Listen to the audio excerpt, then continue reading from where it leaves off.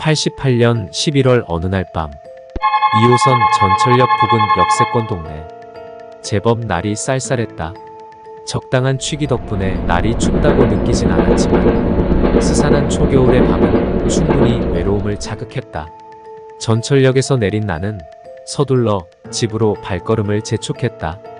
내가 임시로 거처하는 집은 전철역에서 걸어서 약 3분 거리로 그리 먼 거리는 아니었지만 꼬불꼬불 골목길을 여러 차례 꺾어져 가야 했기에 그리 쾌적한 길은 아니었다. 벽돌담으로 이어져 중간중간 주황빛 전구가 달린 가로등이 드문드문 밝히는 밤길은 남자인 나도 혼자 걷기에는 으스스한 느낌을 지울 수가 없었다. 내가 사는 집은 긴 골목길 중간쯤이었고 그 골목에서 또 꺾어져 들어오는 막다른 골목길에 위치한 집으로 5, 6m 길이의 골목길 끝에 단독으로 위치한 집이었다. 문을 열고 들어서면 정면으로 큰 감나무가 있었고 그 뒤로 재래식 공동화장실이 자리 잡고 있었다. 왼쪽으로 수도가라 불리는 작은 크기의 공간을 주변으로 네 가구가 있었다. 집의 구조는 기역자 모양으로 수도가를 중심으로 길과 맞닿은 골목 쪽으로 두 가구, 그리고 오른편으로 두 가구가 위치한 구조로 동네 사람들은 그 집을 감나무집이라 불렀다. 내가 사는 방은 대문으로부터 두 번째 방이었다.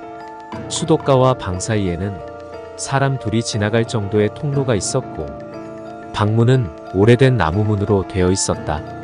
물론 밀폐는커녕 겨울엔 찬바람이 술술 들어오는 구조였다. 여닫이 방문을 열면 연탄 보일러 물통을 놓을 수 있는 작은 공간을 두고 신발을 벗어놓을 수 있는 작은 공간과 방으로 올라서는 툇마루가 있고 방문은 미닫이 창호문이었다. 그나마 방은 제법 큰 편으로 열자장롱 하나는 거뜬히 들어갈 정도의 공간으로 창문은 달랑 하나인데 키보다 높은 위치에 자리하고 있었고 창밖은 다른 집과의 경계 부분으로 사람이 다니지 않는 작은 공간을 두고 옆집과 붙어있는 구조였다. 다시 말해 창밖은 아무도 다니지 않는 공간이고 의자를 받치지 않고는 그냥 내다볼 수 없는 구조였다.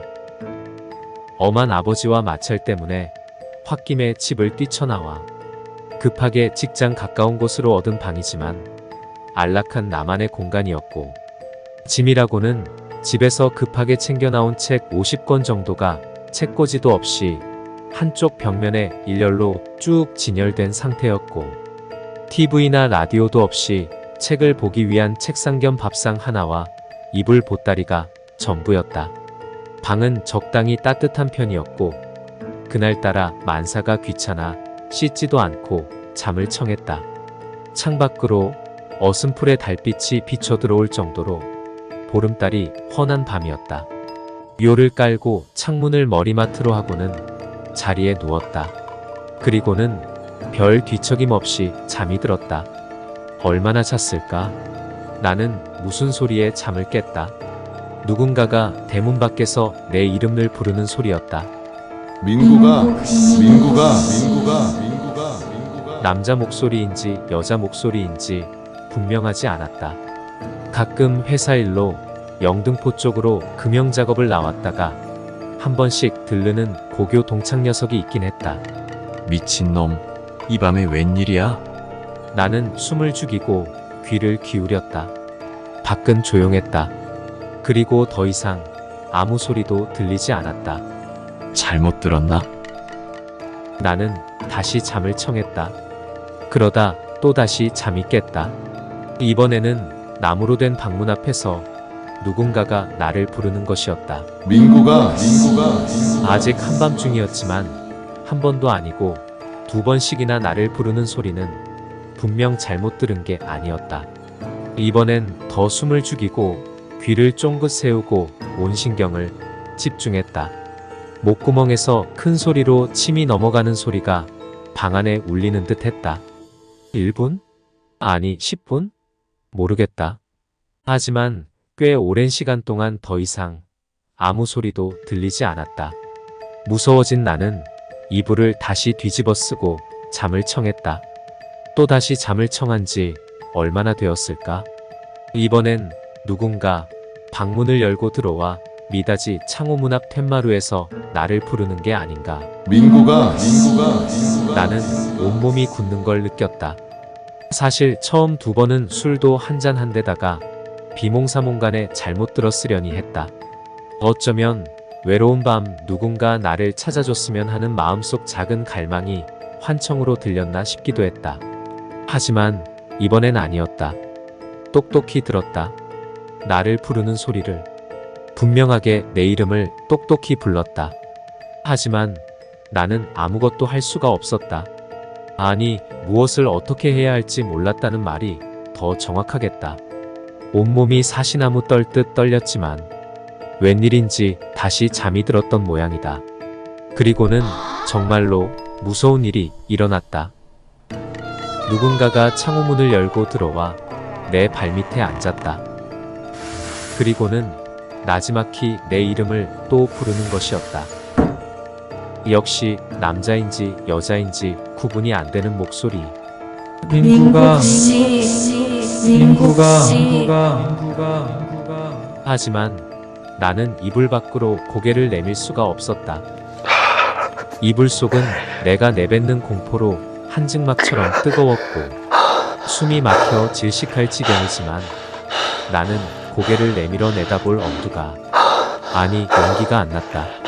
타는 듯한 갈증에 물 한 모금 마시고 싶다는 생각을 간절하게 하고 있던 그 순간이었다. 내가 누워있는 발치에 앉아있는 그 누군가가 손가락 3개로 내 엄지발가락과 검지발가락 2개를 살짝 거머쥐고는 좌우로 흔들며 내 이름을 또 부르는 게 아닌가. 민구가 나는 온몸에 전기가 흐르는 듯한 공포를 느끼며 이불을 박차고 일어나 앉았다. 그리고는 본능적으로 벽에 등을 대고 얼굴 밑까지 이불을 덮어 쓰고는 눈만 내놓은 채로 사방을 두리번거리기 시작했다. 어둠에 눈이 서서히 적응해서 방 안의 사물이 구분이 되었지만 방 안에는 아무것도 없었다. 누군가 창밖에서 나를 내려다보고 있는 것 같아 얼른 창문을 바라보았지만 창문 역시 아무것도 없었다. 하늘은 아직 어두컴컴했지만 하늘색으로 보아 먼동이 트는 무렵인 것 같았다. 나는 일어나 전등을 켤 생각도 못하고 앉아만 있었다.